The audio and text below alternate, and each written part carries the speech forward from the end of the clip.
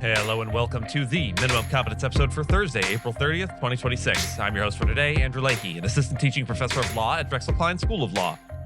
On today's episode, Musk's OpenAI charity fight, Cisco's torture aiding case at SCOTUS, and Trump's bid to end TPS for Haitians and Syrians. Let's remember, success is to be measured not so much by the position that one has reached in life as by the obstacles which one has overcome. And read today's legal news.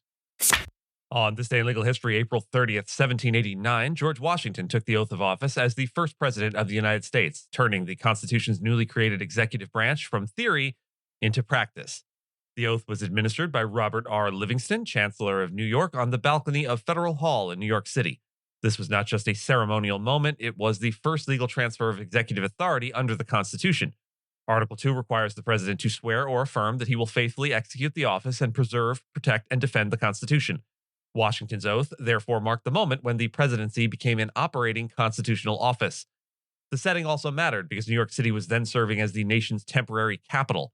Federal Hall became the stage for a public demonstration that the new government would rest on law, procedure, and constitutional legitimacy. Washington understood that almost everything he did would set a precedent. His conduct helped define the presidency as an office limited by constitutional duty rather than personal rule. After taking the oath, he delivered the first inaugural address, reinforcing the idea that the president was accountable to both the Constitution and the people. The event also came at a fragile time when the new federal government still had to prove that it could succeed where the Articles of Confederation had failed. In that sense, April 30th of 1789 stands as one of the foundational dates in American legal history, the day the Constitution's executive power was first lawfully vested in a president. Elon Musk testified in a California federal jury trial that Sam Altman, Greg Brockman, OpenAI, and Microsoft unlawfully undermined OpenAI's nonprofit mission after he invested $38 million on the understanding that the organization would remain a charity. Musk told jurors that the case is ultimately about whether it is permissible to, quote, steal a charity, warning that an OpenAI win would set a damaging precedent for nonprofits nationwide. OpenAI objected that Musk was offering a legal conclusion, but U.S. District Judge Yvonne Gonzalez-Rogers allowed the testimony while noting that Musk is not a lawyer. The judge also addressed the parties' public comments about the case, cautioning them to limit social media and public statements so the trial process can proceed without a gag order. Musk's lawyer argued that OpenAI was founded to benefit humanity without pressure to generate financial returns, and that Altman and Brockman later enriched themselves by shifting toward a for-profit structure. OpenAI's lawyer countered that Musk's lawsuit is driven by frustration over losing control of OpenAI and later founding a competing company, xAI. OpenAI also argued that Musk had previously supported a for-profit structure and waited too long to bring his claims. Microsoft's lawyer said Microsoft could not have aided any breach because the alleged misconduct began before Microsoft started funding OpenAI in 2019 and because Microsoft conducted due diligence before investing. Musk testified that OpenAI grew out of his concerns about AI safety and his belief that there needed to be a nonprofit counterweight to Google's AI efforts. He also said he chose the name OpenAI because the organization was supposed to develop open source AI for humanity's benefit, a point the judge later flagged when OpenAI's trial argument appeared to conflict with positions it had taken in another case. The U.S. Supreme Court appeared hesitant to accept Cisco Systems' argument that the Alien Tort Statute never permits aiding and abetting claims for alleged human rights violations.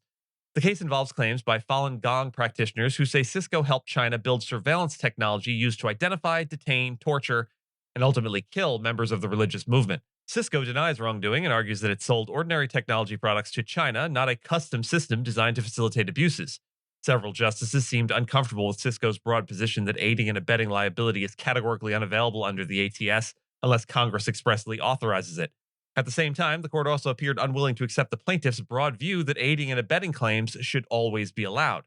Justices Sonia Sotomayor, Elena Kagan, Ketanji Brown Jackson, and Amy Coney Barrett appeared interested in a narrower approach, under which such claims could proceed only when tied to a clearly recognized international law violation covered by the ATS. Cisco urged the court to limit or effectively overturn its 2004 decision in Sosa v. Alvarez-Machain, which allowed courts to recognize a small category of international law claims under the ATS.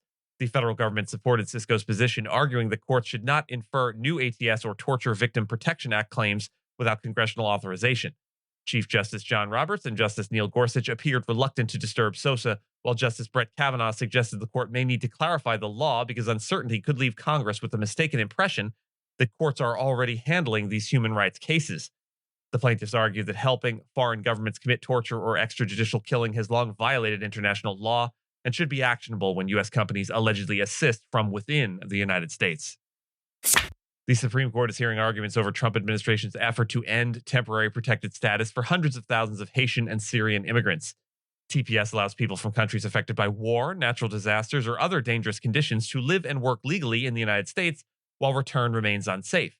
The protections at issue cover more than 350,000 Haitians and about 6,100 Syrians, and lower courts in New York and Washington, D.C. blocked the administration's attempts to terminate them.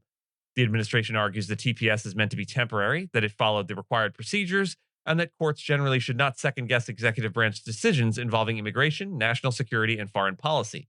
The challengers argue that officials failed to properly assess conditions in Haiti and Syria before revoking the designations. They also claim the administration's broader pattern of ending TPS for many countries shows a predetermined plan to dismantle the program. The dispute could affect far more than the Haitian and Syrian groups because the plaintiffs say 1.3 million immigrants from 17 TPS-designated countries may be impacted, and the administration has sought to end protections for 13 of them. The case also comes after the court allowed the administration to implement other strict immigration policies while lawsuits continued. In the Haitian case, a federal judge found that the administration's actions was likely influenced in part by racial bias against non-white immigrants.